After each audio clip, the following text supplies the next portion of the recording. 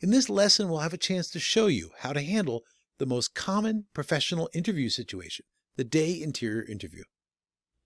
For most of the interviews you'll record using your DSLR, they'll be indoors, likely in someone's office.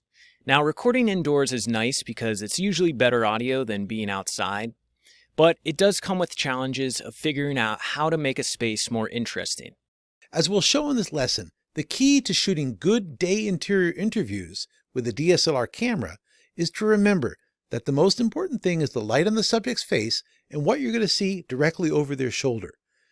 If you keep this in mind, you can find a way, even in a small and cramped space, to get a good-looking interview. In the day interior DSLR interview, as in all interviews, you have to use the space you have well. Choose your camera position, thinking about light on your subject and what you're going to see over the subject's shoulder.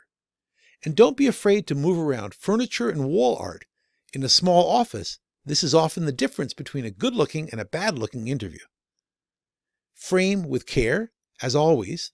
Remember the 1/3 rule for framing your subject in the frame. And set your eye line. They should be looking slightly off camera, not into the lens.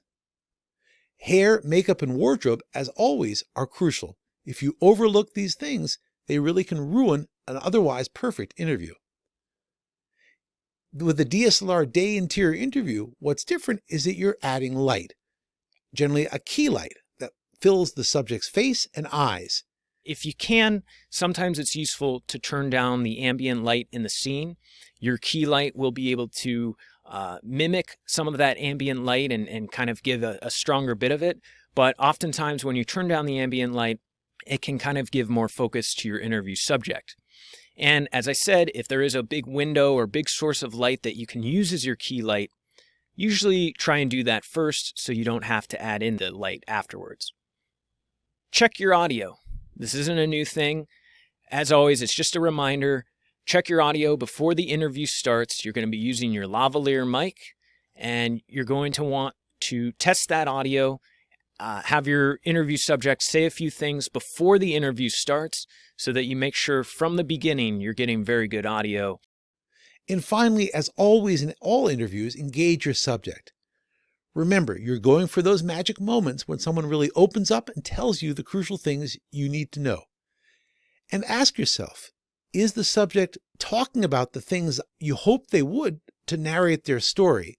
And if not, consider going back and asking several key questions again. Remember, people have taken the time to give you an interview and they hope to be in the film. So it's part of your responsibility to make sure that the interview has the things that you'll need for the final edit. Well, we hope this intro to some of the concepts about shooting indoors is helpful. Now let's look at how Brian handles this specific situation. Now we're going to set up one of the classic documentary situations, the interior interview. And in this case, an interior interview in a pretty small space. This is a situation you encounter all the time. We have no natural daylight to work with, so we're going to set up some light. I'm going to take a look and see what's possible. I'm going to grab my equipment. Let's see what we can do. Filming an interview in a location like this is one of the classic challenges that filmmakers face. Very often, when you set up an interview with someone important, they'll want to do it in their office. It's important to remember that with the DSLR camera zoomed in, we'll only see a small area behind our subject's head. So in this case, Brian will start off by looking around the room to assess and choose a spot to set up his shot. Brian will do this initially with his camera in his hand, before putting it on the tripod. And sometimes you even have to ask your subjects for help in moving around furniture to set up your scene. Once Brian has the camera and the subject's chair in place, and they are some of the key things, he can make some final adjustments on the background. In this case, he's placing a plant and a bit of a picture just in the back of the frame, behind his subject's head in the interview shot. And then obviously, Brian will want to make sure he's adjusted his focus and final frame. At this point, Brian is ready to set up his lights. As with the smartphone interview, having a light in the scene, even with these existing office lights, adds a lot. It puts light on the subject's face and makes their eyes really shine. And there he is. Brian's ready to go. Is this your first time being interviewed?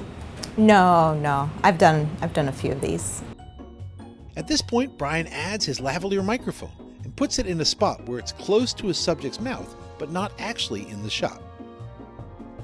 Brian then makes sure that the audio levels he set up on the camera are correct so he can get good, clean audio for editing later on.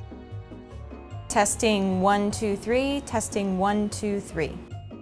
And with this, Brian is ready to record a professional-looking interview with nice, clean audio that he can later edit over images from the film showing the things his subject is talking about.